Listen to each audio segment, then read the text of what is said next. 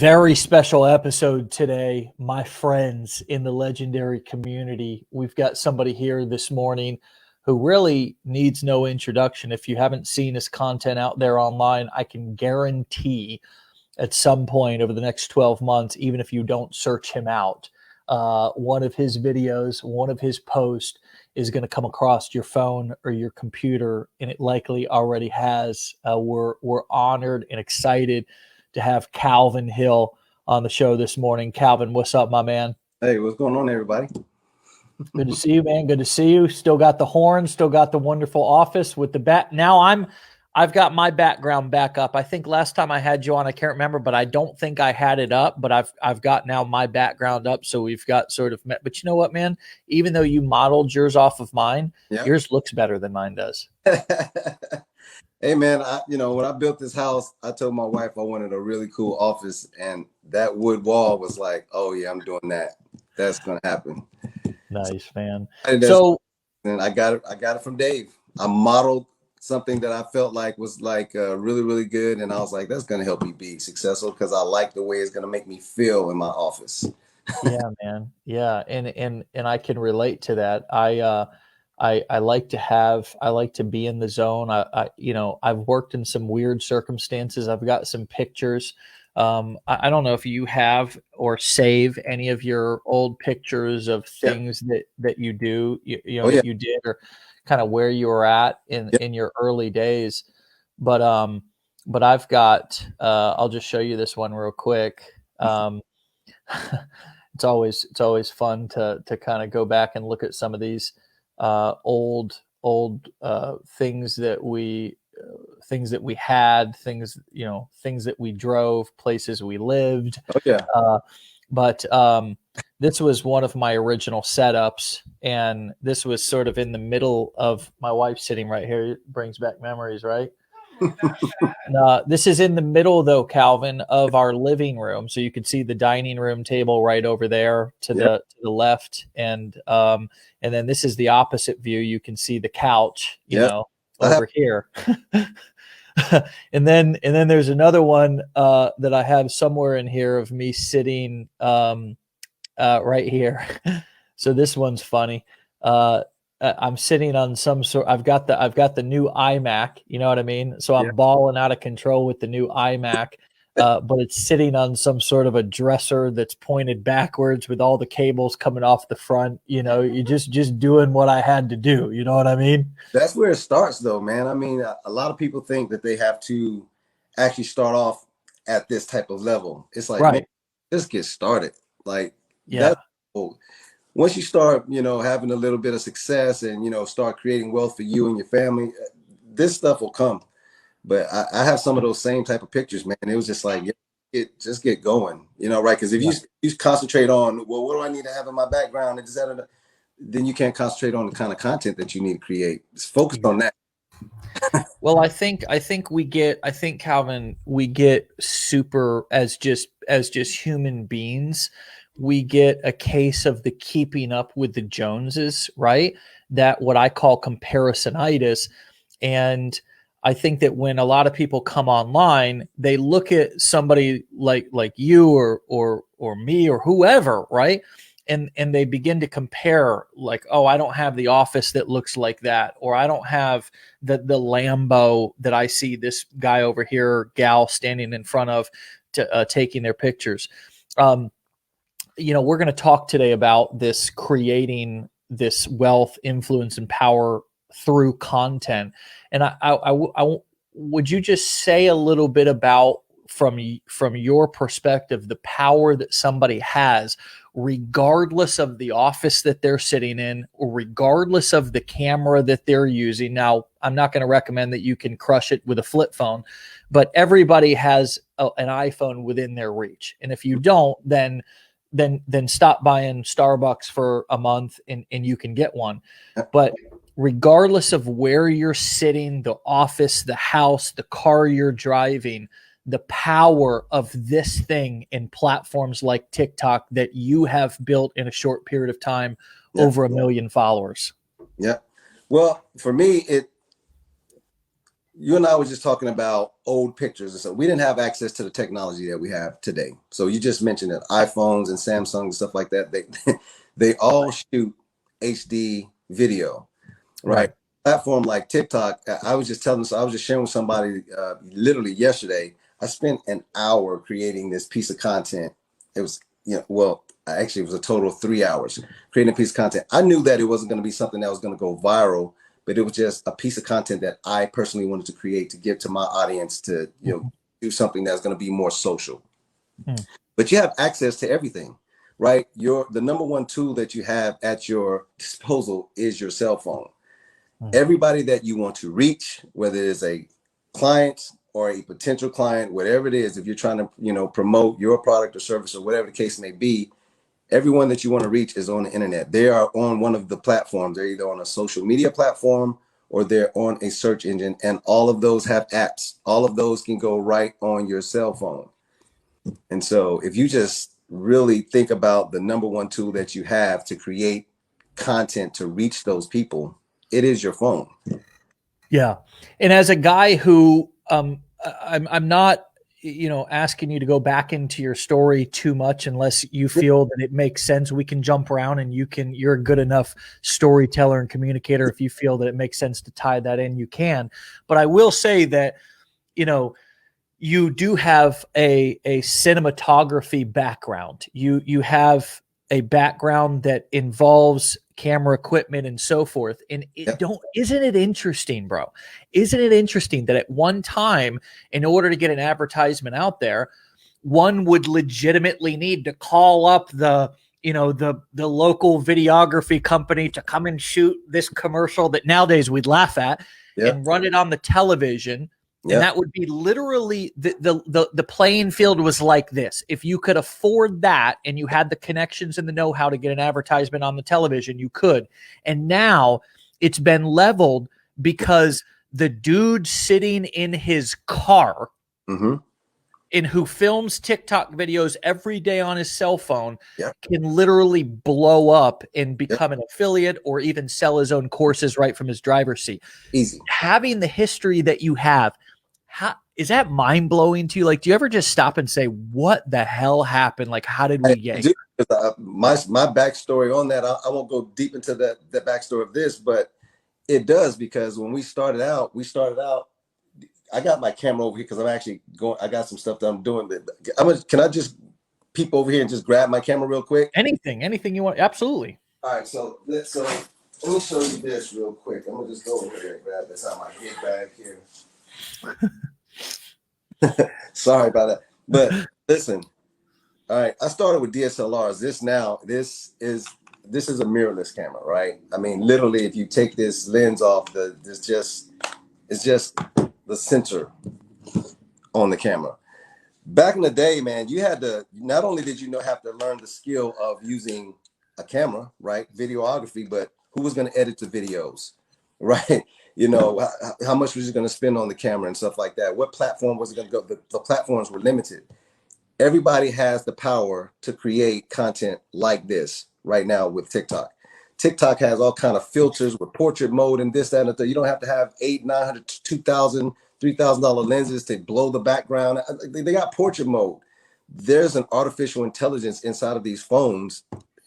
It is mind blowing, man. I mean, everybody skill now to do that right inside of their phone and on an app like TikTok. I don't think they understand how the power in that right now that you actually have. If you put it to use, you're on the same playing field as me, and it took me years to learn some of these skills.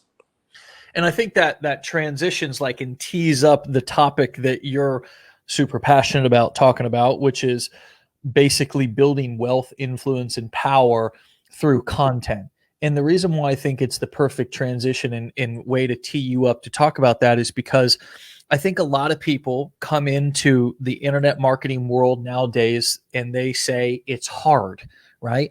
And I'm not I'm not trying to invalidate your feelings, because if you're watching this, you may really be having some difficulty.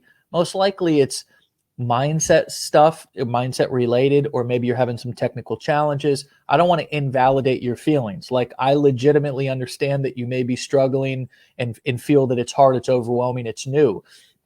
But compared to what one had to do in past years to make money and build a successful internet marketing business, the ability for the average man or a woman or person to be able to create wealth, power, and influence with a cell phone and a little bit of know-how it's just so what I wish to do is try to put that into perspective without shaming people, without making them feel bad for it being hard, but to put it in perspective so people can understand the opportunity. I feel like it's a timing thing. There's never been a better opportunity than right now, especially Calvin. At one time people were like, make money online, it's got to be a scam. And now everybody, as of coronavirus, is like, make money online. Yeah, need that. Yeah, need that right now. So, in your words, like, talk to us about this creating wealth, influence, and power through content a little bit more compared to maybe other opportunities that are out there or things that we may have had to do in the past. Yeah, so what I think about this is this: when it comes to creating wealth, influence, because people ask me all the time, like, what is it that you do? They're expecting this answer of, oh, you know, I'm an affiliate marketer, or I'm a digital marketer. We'll get into that, but I just tell people I help people solve problems through content. I create wealth, influence, and power through content, right? There's only 4 ways to create content on the internet. It's either video, images, text, or audio. And the cool thing about being on the internet, especially with your cell phone, all of those platforms to create video, images, text, or audio, they're all in one of those apps. It's either Twitter, it's Instagram, it's Pinterest, it's YouTube. So decide which one of those actual elements you're really good at. Are you good at video? Fantastic. If you're creating video, then you should probably be creating content in YouTube or on TikTok. 2 separate platforms here. TikTok is the #1 video platform for social media. YouTube is the #1 video platform as a search engine. 2 different platforms there if you're creating video content, right? And then you have to decide, okay, if I'm going to create that content with video, which one of those is most important to me? Do you want to create small, short-lived content? And what I mean when I say short-lived, maybe on TikTok about 3 weeks worth of content that's potent in any form? Or do you want to create that on YouTube where the average content life is going to live around 3.5 months to 3-4 years, right? You're going to have to do a little bit more work. It's long form content. Maybe you have to know how to do, a camera or something like that, or putting inside of a video editor. But if it's video, those 2 platforms. If you're really good at images, you're a photographer or something like that, then you need to be on one of the image platforms. Pinterest is the #1 image platform for images, right? Instagram is the #1 image platform for for social media platforms. You see what I mean? Are you good at audio? Maybe you should have a podcast. Maybe you should be on, whatever that new app is that everybody's going crazy about. I can't think of it right now. Clubhouse, right? Those are your audio platforms. So decide which one of the pieces of elements that you're good at: video, images, text, and audio, and go and start creating content. That's when I'm not trying to plug this, but those 3 P's that I have behind me: produce, publish, profit. It's in that order. Produce good content that is going to solve someone's problem. Publish that content on one of those platforms, a social media or in a search engine, and you can profit from it. That does just not mean money. I mean, at this point, yes, I have over 1 million followers or whatever. That's not just money. That's wealth, of course, but it's influence, and it is also power. I come across a lot of people, in my comments and on my lives and stuff like that. I'm actually out here doing something a lot more powerful for me than just making money. I'm actually saving people's lives. I know that sounds weird. That sounds weird to say that, but literally, I have people who have lost their kids, Dave, to like cancer and stuff like that, and come across one of my lives or something like that, and let me know, hey, I was on your live, and it was because of what you were saying on your live helped me pull back from a dark place. That's,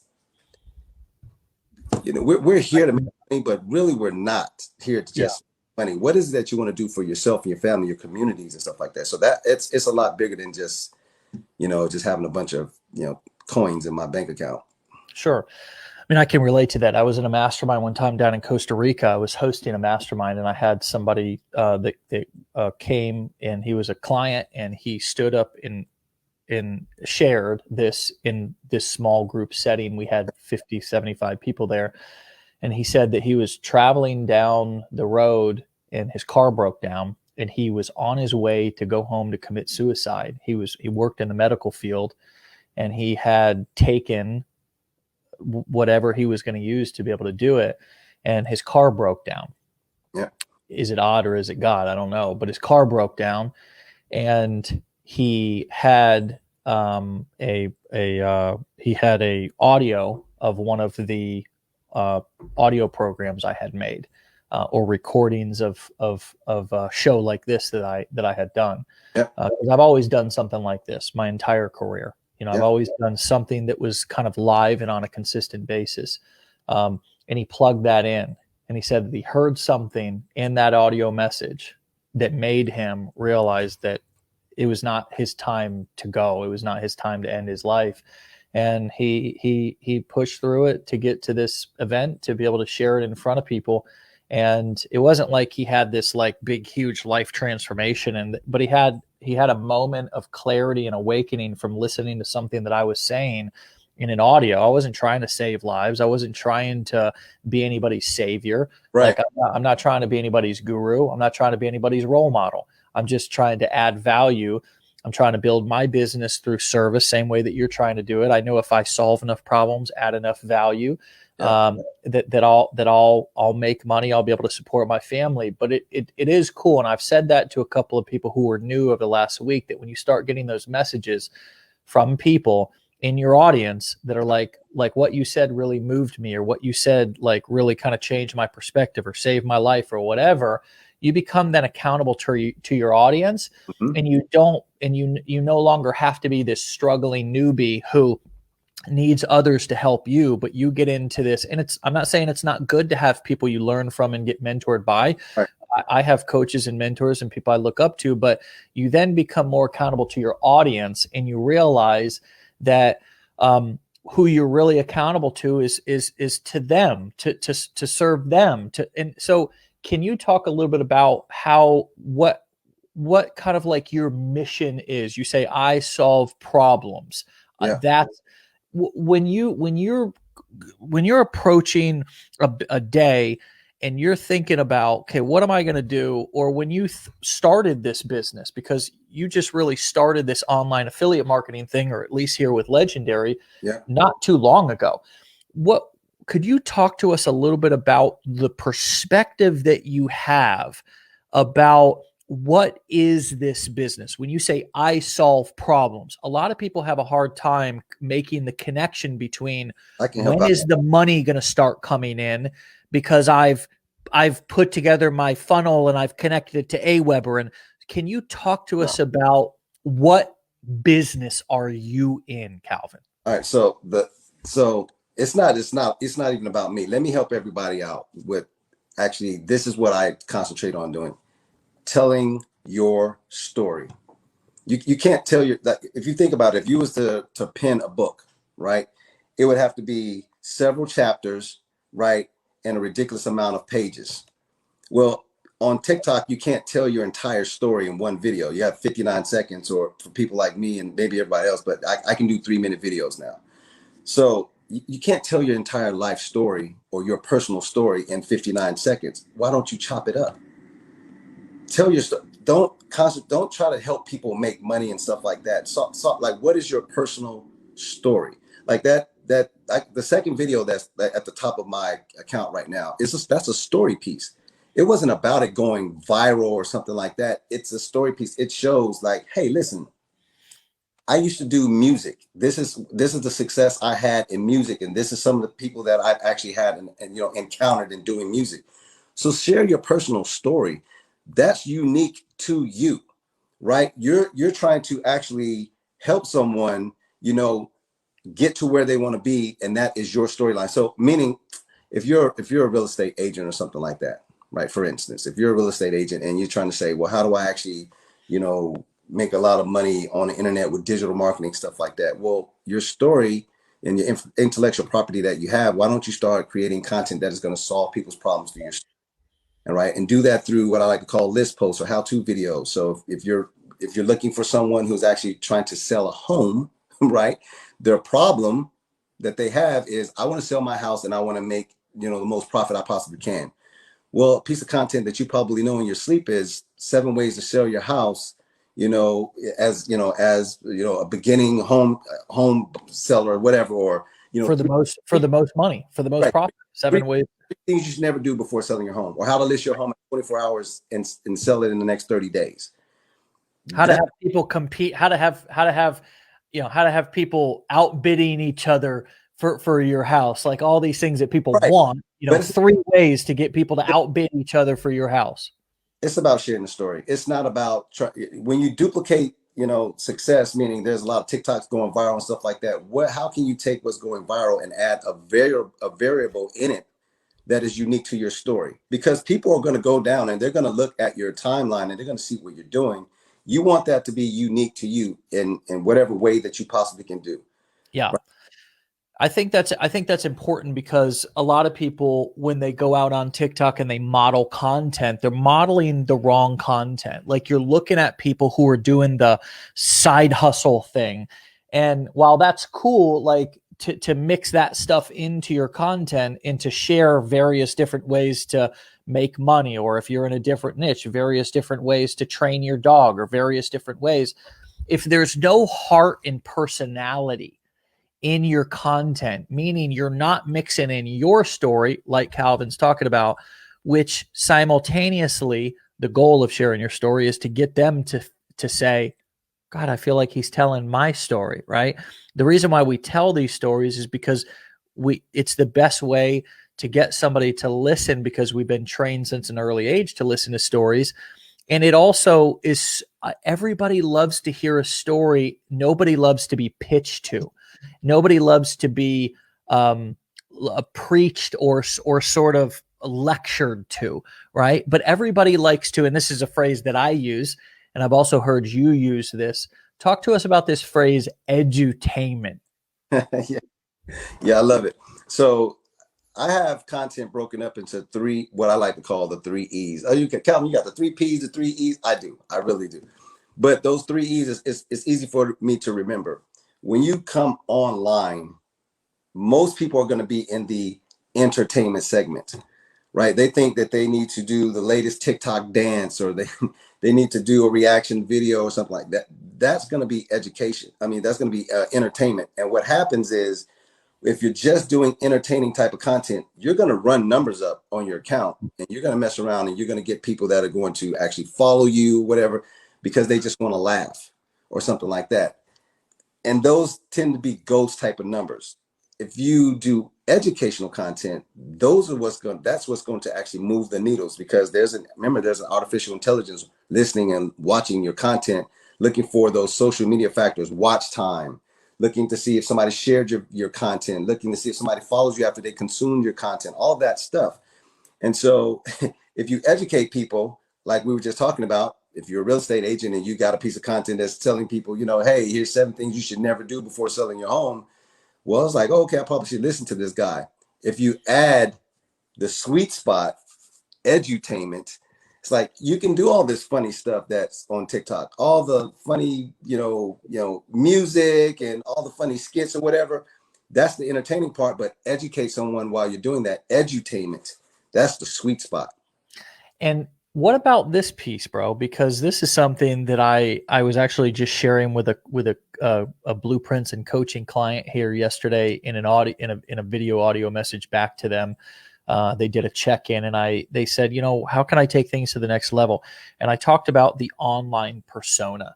Mm-hmm. I talked about how essentially, in a way, we all are performers. And that might sound at first like cringy, like, wait, I I didn't get into this to be a performer. I didn't get into this to be a salesperson. I didn't get it. Like, marketing's one thing. I'm okay with that word. But when you start talking about performing and all that, but here's what I mean. When any of you all go to work, don't you put on a little bit of a different persona when you walk into the office than maybe you have when you're in sweats around your family who you're totally comfortable with at home? Don't you kind of put on a little bit of don't you turn up your persona, your personality, you put on your A game, you turn on, right? And I think a lot of us are missing, could turn up the entertainment piece of edutainment, Calvin, by getting comfortable with the idea that I have my online persona and then I have my offline persona. And let me give an example of it for me, and then I'll see what comes up for you. For me, I'm not going around to all my friends and family telling my story, my hero script story, introducing myself and talking about my homelessness and addiction and overcoming that and hunched over the computer, at 12 o'clock at night after I work. I'm not going into all of my sort of hero script story. I'm also not quite as intense as I am right now. Like, I've developed sort of this persona that when you turn on the camera, I take it up a couple of notches.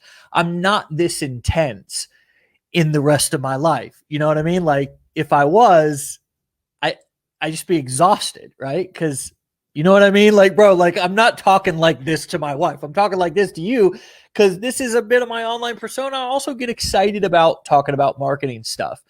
And that piece of developing your online persona, what your shtick is, right? It can also be an office that we had, like an awkward or a unorthodox office. We had a guy on the show a couple of weeks ago who filmed everything from his bathroom. Yep. And his whole shtick was that I teach you how to make money from your bathroom, right?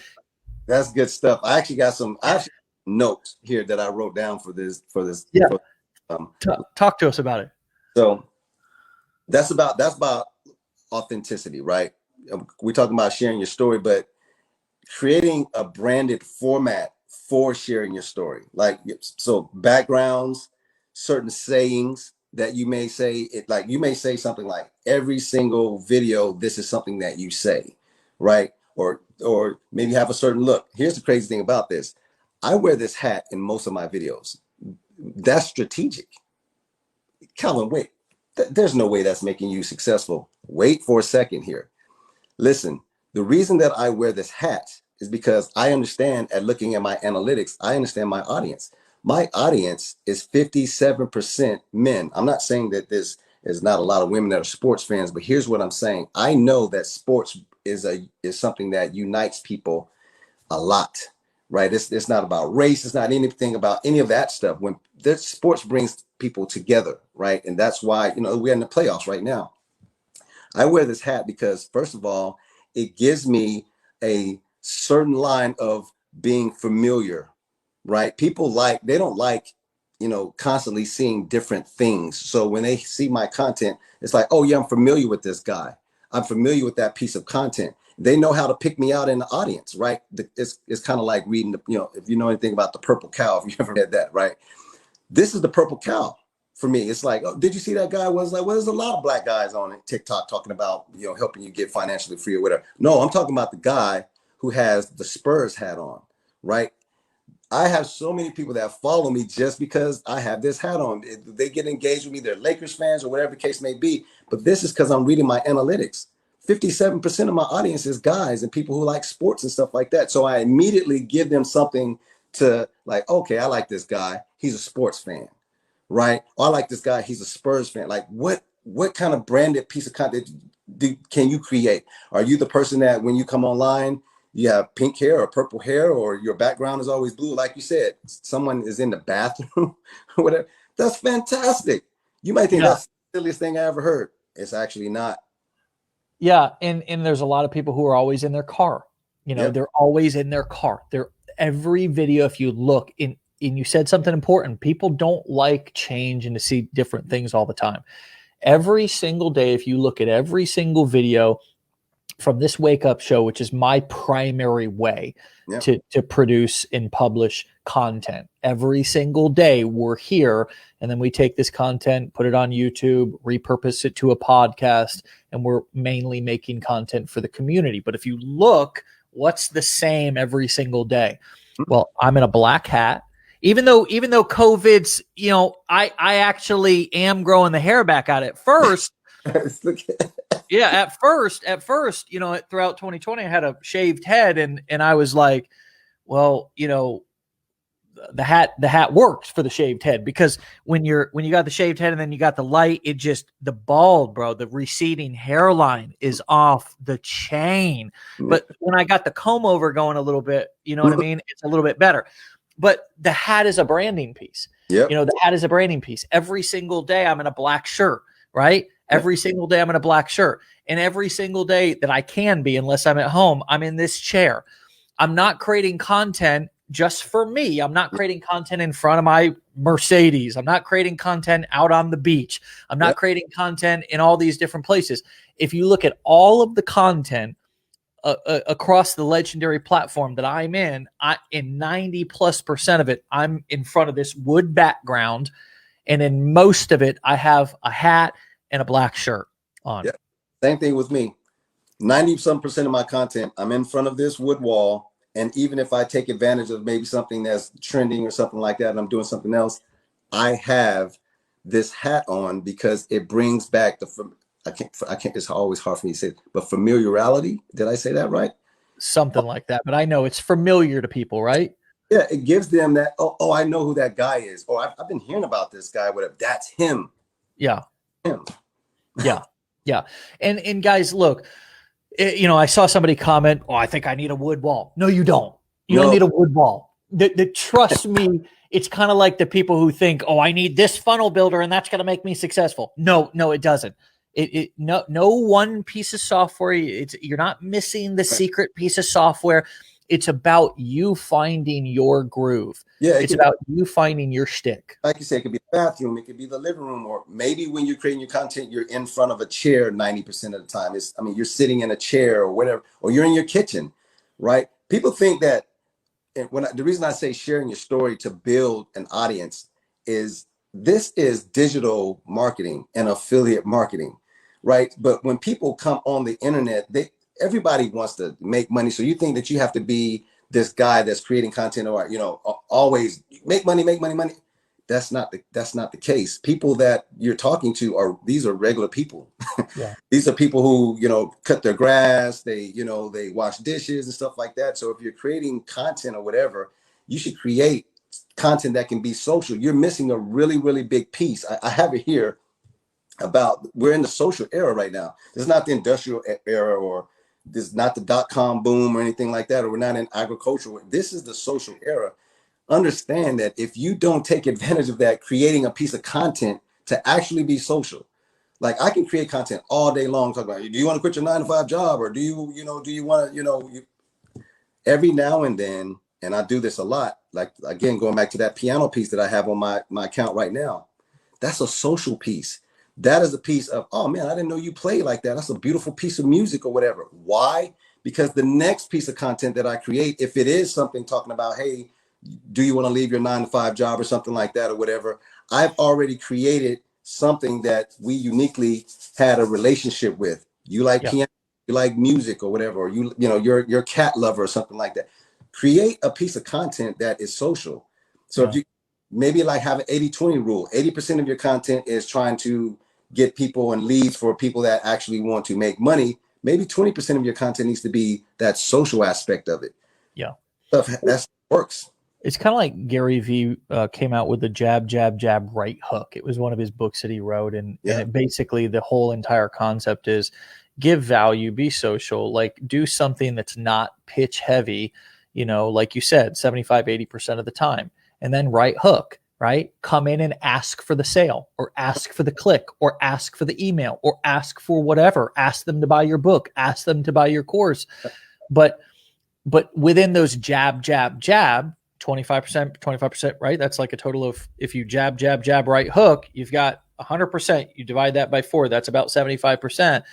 If you do that on say TikTok, 3 videos to every one, in those 3, you're completely and totally focused just solely on building a relationship. I think that or being social, like you said. I think that entertainment can also just be, when we talk about telling story, and we talk about, you're talking about being vulnerable and letting people know a little bit more about who you are so they can feel more connected to you and feel more like there's personalization between, and you're not just somebody who's an influencer trying to sell stuff. Like, people want to legitimately have relationships. I'm into watches, have been for a while now, as a bit of a hobby, and I want to have a relationship with somebody at the brand.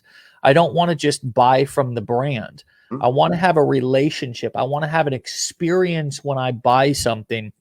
I want to have somebody that I can, even if I'm not talking to them, or I don't even have any questions for them, I want to feel as a human being. Maybe it's natural and it's always been this way, but particularly now in 2020, like you said, in this social era, I want to feel like I have a relationship with somebody with the things that I'm buying and the business that I'm doing. And I think so many people are missing that component, in just desperate for the sale, pitch, all about the money, and are missing this important piece that is really a long-term thinking thing, Calvin, right? It's not a short-term thing. So talk to us a little bit about, some people would think, wow, getting to over 1 million followers on a platform is the arrival point, but I have just this weird feeling that you're just getting started. So tell us, like, what your vision is in terms of the long-term game inside of your business, so people can have a bigger perspective to realize where this can go and what you can do with this, versus just being in that desperation mode to make that first commission. When it's all said and done, I'm gonna have several books that I'm gonna write. I'm actually writing some now, but I'll have books. I'll actually, especially when we get on the back end, or COVID is just like a thing of the past, like maybe it's like a flu or something like that. But I'm actually going to be in people's cities and states on stage, talking about this stuff, talking about everything you do on the internet. Again, not trying to plug this, but everything you do on the internet is going to be the power of publish. Nothing happens until you publish a piece of content, right? And people buy from people they know, like, and trust. And the best way for you to get them to know you is to actually share your story in all of these different TikToks, right? You're going to create the stuff that you need to create, because we're all in the same, niche here, right? The make money niche, and the freedom and all of that stuff, time freedom and all of that. But how do you actually become unique inside of that particular niche that we're in, internet marketing space? It's by telling your story. People buy from people they know, like, and trust. If you think about when we putting a sales funnel together, right? And I always tell this people that you got the front end of it, that's your traffic, right? Then you got the opt-in page, right? And then you got your bridge page. Well, if you look at those 3 things there, know, like, and trust. You created a piece of content that is trying to solve a problem on the front end. That's your TikTok video, for instance. They say, okay, I like that piece of content. I actually know, okay, I kind of know this guy now. I've watched a couple of his TikTok videos. And then at some point, they're going to do what? They're going to follow your call to action, which sends them to your opt-in page, right? So now they know they like you because you've given them a piece of content or something of value, right? A lead magnet to collect the email address. A free gift, right? Something, right? Who doesn't like gifts, free right. gifts? Everybody likes free gifts. The bridge page is the trust page. I love that, Calvin. Like I literally love that, man. Where you tell your story. If you have a bridge page, that's your story. Is why did you become a dog groomer? Why are you a beautician or a barber or whatever? That's your story that you're telling. Know, like, and trust. Then you can ask them to do business. Yes. Right? You get their problem solved and you make money. Yeah. Right? But it's all about solving problems. Figure out what the problem is, work backwards. That's where you start with your content. I'm not trying to beat this in the head, but again, I'm using real estate, but you're a real estate agent. You're trying to look for leads. Fantastic. What's the problem? You want to get people that sell homes? Work backwards. Yeah. Now you know what kind of content you need to create in the front end of your funnel. How to sell your home in 30 days, or 5 reasons you should use a real estate agent when trying to sell your home. Now you're creating this content, know, like, and trust. You're going to have a lot more success. And, whatever, if you're your own product or service or someone else's product, you're going to have a lot more success doing that. Yeah. Solving problems. I love that. It simplifies and connects the know, like, and trust piece to a very concrete step in the process. And a lot of times we say these things like deliver value or get them to know, like, and trust you, but it's like how does that translate practically, like in application? I had this thought. I just want to share it before we sort of transition and keep moving. But there's this saying that Zig Ziglar said, which is, if you help enough people get what they want, you'll get what you want. But that's very ambiguous. It's kind of like, what does that mean? Okay, it sounds good. It sounds good in theory, but I'm a new marketer or I'm new in sales, or I'm new in business, but let's take online marketing, for example. I'm new in marketing. What do people really want? And what people want is to be seen, heard, and understood. That's what they want. So let me rephrase this so it's more practical. If you help enough people feel seen, heard, and understood, you can have anything that you want. Yep. Anything that you want. Right? Now, the opposite, if you make enough people feel criticized, ashamed, less than, like you're better than, right? If you make enough people feel nervous, if you make enough people feel uncertain, you're not going to get what you want, right? If you make enough people feel like they're invisible, like you don't see them, like you're just having a monologue, only talking to yourself and talking about yourself, you're not going to get what you want. But again, we go back to that breakdown, which was, I heard Oprah say that, brother. I went to an event with Oprah, my wife, and I was one of the only guys in a room of 10 or 15,000 women. Lot more guys would be a lot more successful if they paid attention to what she's done. But I heard her say that this is what people want. And all of my years of working on television and working with audiences and just understanding people, what I realized that they want is they want to be seen, they want to be heard, and they want to be understood. That's all they want. They don't need you to save them. They don't need you to solve every problem in their life. They just want to be seen, heard, and understood. What comes up for you as I say what I just said? Yeah, it's the best, because I love that. The best way to do that, especially as a beginning marketer, is to pay attention to your analytics. Oh my gosh. The world is not a perfect place, is what I want to say, right? So my brother Dave is a white guy. I'm a black guy. Unfortunately, on TikTok, when you're trying to model successes, the reason that you got to pay attention and share your own story is because there's certain songs that are going viral, and I can't tap into that market because I'm reading my analytics. I know that using this particular song is not going to reach the person that I'm trying to actually reach. There's certain things that you can and can't do, even as a black guy or a white guy. Some of this music, and this is going to save a lot of people here and help a lot of people. Some of the music that is going viral on TikTok, because some of the business owners and entrepreneurs here, because you don't know, because you don't have that on your playlist, or you haven't listened to the full song on Spotify, it's hurting you. You better go listen to those. You better go listen to the lyrics. And so what I'm saying here is, there's certain rap songs and R&B songs or whatever. It's like, if you really listen to the lyrics as a white guy or a white woman, you may not want to use that song in your TikTok video, because you think because it's going viral that it's like, oh, it's just a little piece and everybody's doing this or whatever. Here's what you don't realize. The kids that's making that piece go viral, they know what the words are to that song. And Yeah. so now you're trying to figure out, well, why is my video not going viral? It's like, have you listened to the words of that song? That's the wrong piece of content for you. You're not reading your analytics. You got to read your analytics so that you can understand. If somebody's asking you, you know, hey, how did you get your hair pink? It's so beautiful. Maybe you should create a piece of content. Here's the social part of that. Create a piece of content about how you do your hair to make it, you know, pink or purple or whatever the case. Some people ask me to tour my office, or I get a lot of people, hey, what kind of camera do you use? That's why I create content about, you know, music and stuff like that. That stuff is not to go viral. I'm watching and looking at my analytics. I'm reading my comments. When you make that type of content, that's what gets shared. That is what's buzzing the algorithm. People trying to figure out, how did I get to 1.2 million followers from January of this year? It's not because I'm creating a bunch of content about making money.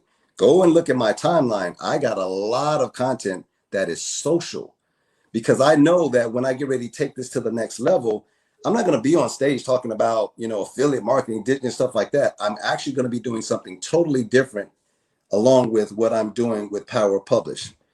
I'm already setting that up. So are you saying that you're getting specific demographics from your analytics to show you ages, races, parts of all that kind of stuff? Because I think this is really important, and I think that you're really onto something here, and you're really revealing something that I think a lot of people are not thinking about. So is that what you're talking about, all the way down to ages, races, parts of the world, right? Male, female, you already mentioned that. Right. Is that what you're talking about? Exactly. So TikTok is limited to, the analytics is super important, because it's going to tell you, you know, it's going to give you stuff like, you know, whether it's men or women and stuff like that, and how long they're on, and which one of your pieces of content is actually going viral. I'm not talking about viral TikTok videos. I'm talking about your content that's trending. You can look at that stuff. But this is the reason why you need to have sales funnels, why you should have your own website, because there's other analytics that you need to be paying attention to. The content that you create on your blog, and you're pinning pins over at Pinterest, and you're running Google Analytics on the back end of your blog, you're running Google Analytics on the back end of your sales funnel. Google is going to give you a different type of analytics. It's going to tell you, you know, where people are consuming your content at in the world. It's going to tell you ages. It's going to tell you race. It's going to tell you what kind of, cell phones they're on. And that's important. Cell phones is not important, is it? Because I know that TikTok is very different from a Droid and iPhone. Droids don't have certain things that actual iPhones have on TikTok. They don't. It looks a lot different. So if a lot of your audience is consuming your content on Droids versus iPhones, you might want to get a Droid and see what your content looks like on a Droid phone. This stuff is crazy. You have to read your analytics, not just on TikTok, but on Pinterest. You got to read it inside of Google Analytics.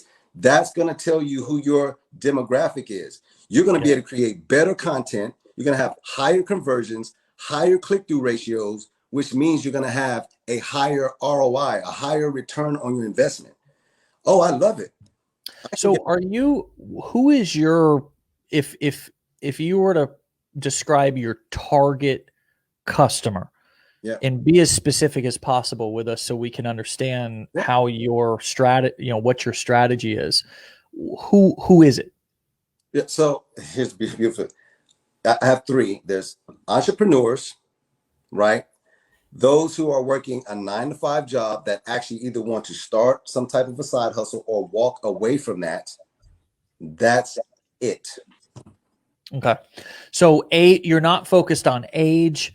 You're not focused on any specific race. You're not saying trying to speak more to the Black community than to the Asian community, the white community. You're not getting that niche specific. You're just focused on the sort of desires that somebody has. I'm working a 9-to-5 I don't like, or I want to be, or already am an entrepreneur. Yep. Teenagers. Okay. Here's the thing about it, and this is another big plus for everybody that's listening. We're on TikTok. TikTok has a massive amount of teenagers, right? We know this. A lot of people ignore and don't create content for the teens. teens grow up to be adults. Are you in this for the short term, or are you playing the long? See, I'm playing the long game. Some people say, oh, you have 1 million followers and you don't get that many views or whatever, this, that, and the third, or whatever. And it's like, have you seen my email list? Do you actually know that the content that I'm creating and the people that I'm reaching are going to grow up to be adults one day? And I'm putting my brand in their face every single day. What do you think happens when the teenagers who can't actually do affiliate marketing right now because they're not old enough, but I'm still educating them, showing them how to be entrepreneurs and giving them information that is going to propel them and help them be really, really good, entrepreneurs as adults? Who are they gonna actually be seeking out to get information from when they hit adulthood?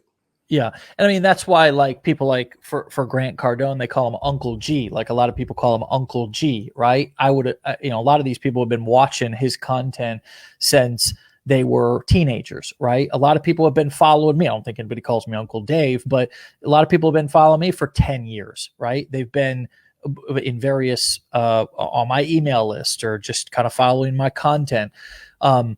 Also, something that Gary Vee did really, really well was he created content for teenagers because they're the ones who blew up all his accounts. Mm-hmm. So then he could take his massive social media accounts and have more authority to go to these brands that he wanted to do. He wanted to get clients in his agency like Dove and Coca-Cola and said, look at my accounts.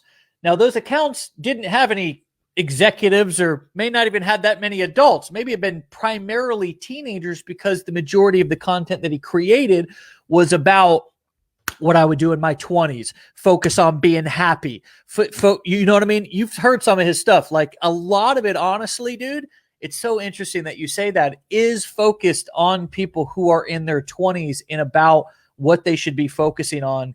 And he does a good job of talking specifically to people in various videos, like what I would do different if I was in my 20s, or this video, if you're 25 and under and you want to be an entrepreneur, listen to this. Or if you're in your 40s, right? He calls people out very specifically.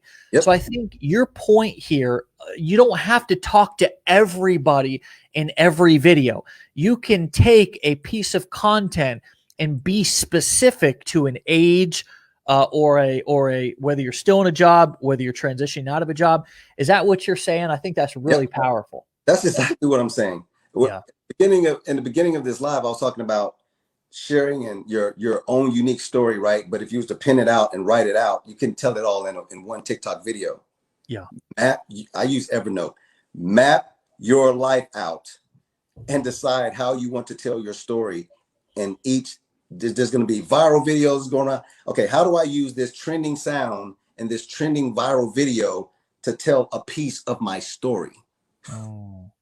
How do I do that? Forget competing with people like me. Oh, Calvin is doing this. He's on the leaderboard, and that has nothing to do with you. Your unique story, right? Unique value proposition.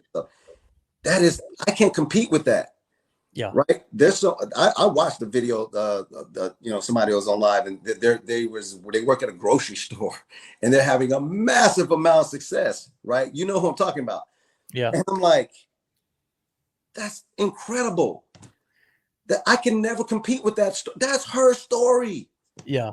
Never compete with that. And she'd be good to keep that job, right? Because part of, again, her shtick, part of her persona is similar to an affiliate that was our first diamond affiliate here at Legendary, Nathan Lucas, who kept his military job for years after he had made multiple six, even seven figures, not years. He kept it. He actually quit it and then went back part-time to the service after he had hit diamond. And I mean, dude, we're talking about what we're talking about here is some things that people do on accident, but there is a way that you can get strategic with this when you start to think about your persona and you start to think about your image online. There's an old song, I can't remember the exact lyrics, but it was just about a guy sitting in his basement and he could be whoever he wanted online. I think a lot of you guys just need to give yourself permission to develop your persona, and how would you speak and how would you act and how would you create content if you were already a millionaire and you didn't need to do this? How would you act if you wanted to just simply be of service and share advice and have a good time online, and you didn't need to do it? You weren't doing it because you needed to make money, right? And what if you could act as if you were already successful, you're already a millionaire? How would you speak? How would you act? How would you create content instead of the person that you are today? What if you could step into the person that is the best version of yourself, who you're working towards? What if you could just act as if you're already that person? I think this is the mindset piece, Calvin, that I talked about and kind of mentioned at the beginning of the episode too, which is, I think a lot of this is mindset. A lot of people, when they start out, they have this imposter syndrome that I have a story in my head. We all have a unique story that says, I am not good enough. Why should I try? People can go watch Calvin. Like, his stuff is so good. Or who would listen to me doing events? Calvin, you could tell yourself this. Why would I ever try to do events? People could just go see Tony Robbins, right? There's always ways that we get into our own imposter syndrome, and we make ourselves feel small. We criticize and shame ourselves to be less than we are, and that affects our confidence and affects our self-esteem. It's one of the reasons why I say self-esteem and confidence is the bedrock of success. But how have you overcome your own imposter syndrome to step into your online persona as confident, as somebody who is comfortable in your skin? You do a lot of funny ass shit. You do a lot of just straight up funny stuff, man. You remind me of Spice Adams in a sense. I don't know if you've ever seen any of his stuff, but he's an ex-football player who is just one of my favorites. But you're funny, dude. You're comfortable in your skin. Like, how, and you speak with conviction. How have you overcome your own imposter syndrome, which probably looks different than mine? And Tom, Dick, and Harry's over there. We all got our own sort of limiting beliefs and imposter syndrome that we deal with. But how have you overcome disempowering stories or limiting beliefs that you've had in the past or still have today? How do you overcome those on a daily basis? What do you tell yourself, or how do you deal with them? No, it's funny that you mentioned that, because when I do my lives, I go over what I call, the digital marketing umbrella, right? And all the things that's up under that umbrella of things that you need to learn to be successful on the internet. And the last thing that I have, it's not sales funnels, not email marketing. The last thing that I share is mindset. I literally I tell people you should have one signature piece of content that you're creating. And the signature piece of content that I have is, I'll just say a quote, and then at the end of it, I'll say mindset. I had to shift, and I shift every day. I shift my mindset. I renew my mind every single day. We're in the social era, but guess what comes with social? Trolls. People that's going to talk about your mama. People's going to talk about your pimple on your nose, talk about your gold teeth in your mouth. Oh, you 4 eyes, you wear glasses and stuff. Listen, mindset. Oh, probably the reason that your video didn't do that is because you're a Spurs fan. Oh, listen. All right. All mindset, bro. Every day I renew my mind. That's literally the last thing I talk about when I end my lives, about people just, hey man, you gotta toughen that mindset up. Make sure you read books. Make sure you look in the mirror every day before you actually get started in growing your business, because that's going to remind you of who you are before the world starts trying to shape you, right? Before they start trying to tell you who you are and who you are not. You should look in the mirror and make sure you understand who you are. I do that every single day. I know that sounds corny, but every day I wake up, I look in the mirror and I talk to myself. I don't answer myself, Dave, but I talk to myself. Calvin, this is what you're trying to do. This is the mission that you're on today. So when you encounter these trolls and you encounter these people who's going to talk about your mom and talk about all kind of other stuff, and you're just another black guy and blah, blah, blah, blah, blah, that stuff rolls off my back. I know who I am. I know what I'm trying to do. I know the goals that I need to accomplish, and no one else can stop me and tell me and shape my what I'm doing on a daily basis. But that's all mindset. It's interesting you say that the trolls. I guess there was a content creator that was trolling us here recently, and not too many people have messaged me about it, because I quite frankly, I don't really care. I've had a lot of people who have taken shots at me over the years, and and underestimate what I do and what we do here, and think that it's all just by mistake or luck. But somebody asked in a Facebook group the other day, they said, there was some people that are talking shit and trying to kind of, just talking badly about Legendary and Dave, and how do you handle that? And I commented, I said, the people bashing us on TikTok don't realize how much it's not hurting us and how bad it makes them. Yeah. And I don't feel the need to go out of my way to tell them, right? Yeah. Because if somebody is if somebody has taken the time to say my name, right? If you want me to say your name, we either got to be in a business relationship like you and I are, or you got to pay me. I'm not just going to go out and just tout your name, say your name, right? I mean, I'm not out here to beef with anybody. That's not the business that I'm playing. Right. I'm playing another game. I'm playing a different, we've got almost 100 people on this team. We're building a company here. I mean, we've got, people whose families rely on us. And I mean, we're just, this is not by accident. You know what I mean? Sure, we've thrown some spaghetti at the wall to see what sticks from time to time, but this is not a mistake. This is years and years and years of connections and in efforts and late nights and blood, sweat, and tears. And I don't have time to waste my time with a troll or a hater or somebody who's trying to ride my coattail. But when I was new, I didn't feel that way. When I was new, when somebody came up in my comments and said something like what you just said, the pimple on your, or whatever, man, it hurts. It's especially if that's the only comment. Like if I got a piece of content and it's not getting many views, and like there's that one comment that's like, you're right. It's like, damn, man. Like the only people that see my shit don't like it, right? And that's just not the truth. And I think there's an element of thick skin. There's an element of kind of just I almost feel like taking some of that on and like almost welcoming. I had a goal this year. Actually, it was a goal last year to get more haters. Now I don't really care anymore, but it was almost like, I almost feel like there's value in just expecting hate and then just sitting with it and just like, again, inviting it, like expecting it instead of being shocked by it. Like, oh, I can't believe somebody left a negative. Just expecting it, right? Because then you're not surprised by it. And this is how people are, especially when they're behind their, there's a lot of keyboard warriors.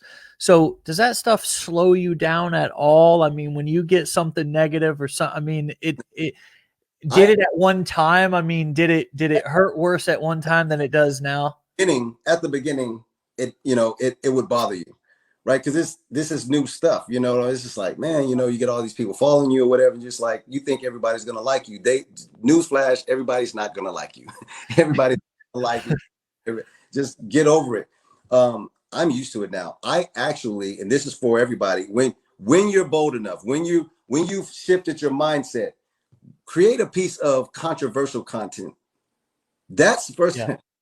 Every now and then, I purposely will create a controversial piece of content just so the algorithm can go nuts. Because you know what happens? Yeah, man. People get to arguing in the comments. People siding with you. People, you know what? And guess what happens with that? It makes me a shitload of money. I'm just be honest with you.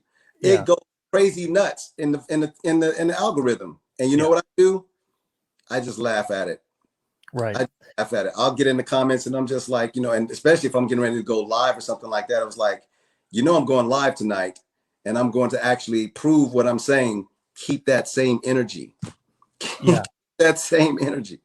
I think that one of the things about when, your thing is power of publish and the idea that nothing happens until you create a piece of content. And I love to plug that. I think that's spot on. I think it simplifies things like a lot of things that you do. And by the way, I want to lift you up. I want to see anybody who I'm in contact with. That's part of the abundant mindset that I've developed because of this industry and because of, the way that I've chose to think and grow is that, you know, the amazing thing about this industry is that I have a chance to be able to have a small part in being, maybe it's a long-term relationship, maybe it's a stepping stone, but a small part in a ton of people's journeys and success. And like, honestly, dude, like I'm impressed by your branding. I love it, but it also makes sense.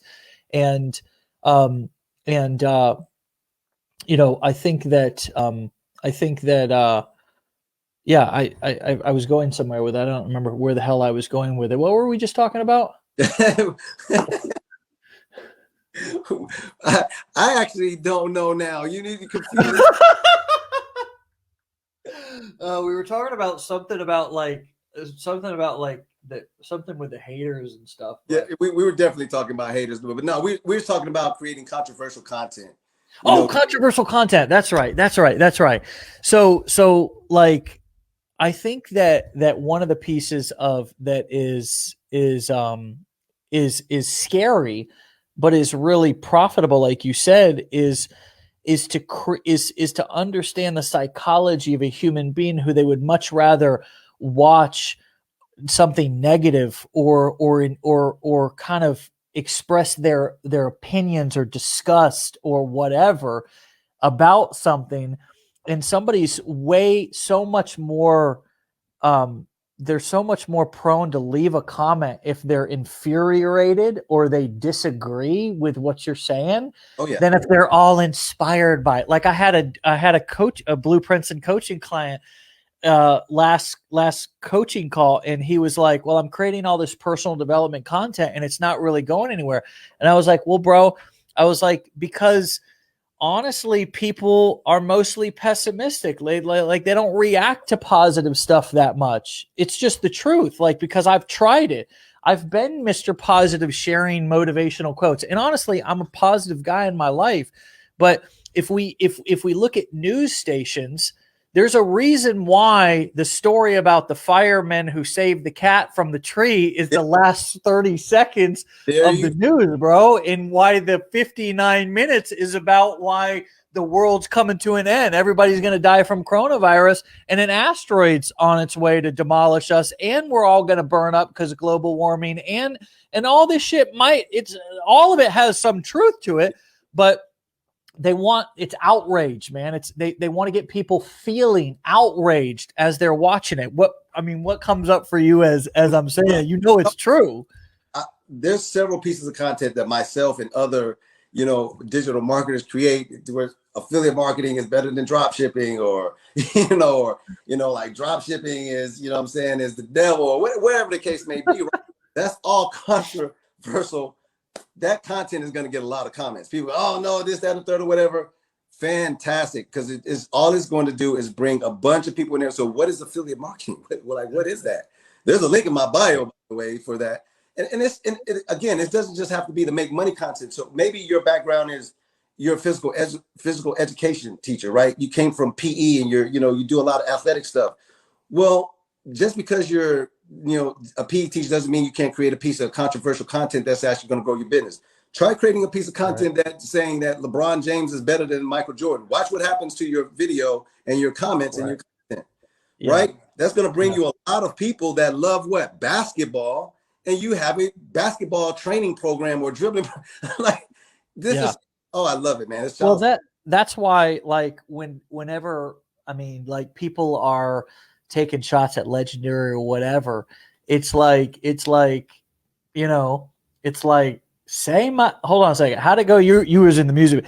Say my name when no one is around you. Say, baby, I love you. Right? It's like, say my name. You know what I mean? Like, because you got to pay me to say your name, right? But if you're going to say my name for free, they're going to look me up, and you know what? They're going to look me up, and I just have a small inkling that I might just be able to reel them in, right? Because I know me, right? I know what I've been able to do and how I'm able to relate and communicate to people. So if you want to talk badly about me, or you want to troll me, or you want to leave a comment that trolls me, that boosts me in the algorithm, or you want to just say my name and have people Googling me, man, it's all good, man. It's all good, because good press, bad press, controversy, outrage, It all works.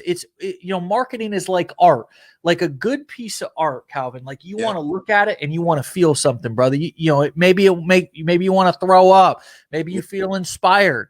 But the worst thing is, as an artist, is you don't want somebody looking at your art feeling nothing. Yep. Feeling nothing. That's right. So you don't want people looking at your content feeling nothing. If they feel nothing, the algorithm is going to punish you for that. 100%. I'm just going to keep it. That artificial intelligence is looking at your content, and it is trying to see who's commenting on it, who is sharing that content, who is actually liking, double tapping and liking that content, who is following you after they consume that content. If you don't do that, that computer is going to start putting red checks. Those are the social media factors, by the way, on any social media platforms: comments, likes, shares, people following you after they consume it, watch time. Yeah. You're right. If you don't get check boxes beside those and you start getting X's, that computer is going to take your content, put you in timeout, and it's going to tell you to go stand in the corner. You can't play with the rest of the kids on the platform. Yeah. And it's not personal. It's just at all. Yeah, it's not personal. It's just that mix in the trending content, but also have a variable in there that is unique to your personal type of story. And don't be afraid to tell your story, because that's what get people to comment, to share your stuff, right? To like you, likability, double tapping, right? To follow you after they consume your content. Those 1.1 million, 1.2 million people following me, that's not an accident. I understand social media. I understand content marketing, video, images, text, and audio. I know which element I need to be creating to actually do a trend. If I see a trend that's like, oh, okay, I need to do this in order to really make that trend pop. And how can I add my spin to it and my element, my variable to it, and actually bring it to me to grow my business and my platform, my profile, right? And not for the short term, for the long term. Like, I know you're a multimillionaire. I love it. I'm going to be a multimillionaire. Let me tell you that. Here's the funny thing about this, and I'm not trying to, but when I filled out my first form, Roxy sent me the first form, and she was like, is there anything that you want to tell Dave, right? And you know what I said? At the end of that form, I said, tell Dave I look forward to being platinum and getting that ring. You remember that? Yeah. I'm 2 times platinum right now. This is just the beginning, man. When this is said and done, you'll see me like, I remember seeing him on Legendary. I remember seeing his TikTok videos. The dude has books now. He's got courses. He's on stage doing all kind of stuff. That's happening. Yeah. Well, man, it's an inspiration, brother. It's an inspiration. And, to people young and old, people from all different walks of life, I mean, seeing you do your thing is a breath of fresh air. And you can tell that by the craze, the people who love watching your stuff, who have been following you, and this whole host of other people who are now going to be, in your audience who didn't know you before today. So if somebody was sitting on the fence here, on a checkout page, getting ready to decide to come into our community here at Legendary, what would you tell that person? Here's what I would tell you. Here's why I like Legendary and why I promote it. Or I could promote anything. I'm good enough to promote anything out there. Here's why I like Legendary. Here's why I actually love Legendary. It's a platform that teaches you how to build a business on the digital side of things the right way. He's got a team, right? And with that team, if you look at the 15-day business builder challenge, you can have anybody teach that stuff. You teach it. That's your that ties into your personal story and your love. I like it because of the community. If you go at this alone, it's going to be difficult. You got people like me inside of these forums, inside of the Facebook group and stuff like that. You got a host and a plethora of other entrepreneurs to help you out with this. This thing is easier, not easy, easier than what it used to be when we started out, and you showed me those pictures and I had those same type of pictures and stuff. But the internet has leveled the playing field right now. It doesn't matter if you're black, white, you graduated summa cum laude, nobody cares. The internet has leveled the playing field. Share your story, create content that is going to help people solve problems. Use the tools that Dave is giving you, right? He's doing all your bookkeeping for you and all that. I could so many things. Legendary does your bookkeeping for you. Do you guys not realize that stuff that like, I can go, listen, it's a great platform for you to start and really learn how to do this business. I'm just going to give you the honest truth on that. That's not me trying to plug it because I'm part of Legendary. That's me telling you the truth. Yeah. Get off the fence and do something. This is a great platform to do that. Well, brother, I know you could be doing anything, anywhere, and you're just, you're a guy going places, man. I mean, and it's not just because of the skills that you have or that you've developed. It's because of the mindset that you have, man. It's because of who you are and who you've become. I know, you've built Calvin Hill, just like I've built Dave Sharpe. Yeah. I wasn't always the Dave that I am today. Right. This is years in development. And so I'm having a lot of fun working with you, man. And, and I'm looking forward to the next chapter, brother. So keep up the great work, please. And every time we reach out and you say yes, we're excited. It's a privilege, man. So I hope you'll keep coming back and Sure. And you guys go follow Calvin, Power of Publish on TikTok, connect with him, learn from him. And we'll see you later, brother. Thank you, brother. All right, man. See you. All right, my friends, there it is. Let me put his, and I gotta go to the gym, man. I've got to be in the gym in 14 minutes. I'm finally going to lose some of this pregnancy weight. You know what I mean? This COVID, this pandemic, these pandemic pounds. Okay. No, I'm feeling good. I'm just grateful to be moving and maybe getting back to some normalcy here. We've got some events, some masterminds coming up. Just a lot of exciting things in the works, but what's most exciting has nothing to do with me, and it just has nothing to do with even Legendary. It has something to do with you and the people in this community. So I'm so excited to connect with people like Calvin and to have you folks watching the show every day and involved in our community and buying our trainings and most of all using our trainings. So keep up the great work, everyone. Thanks, Calvin, for being here. Thank you all for listening. Get the hell out of here now and go do something with your lives. Be legendary. Peace.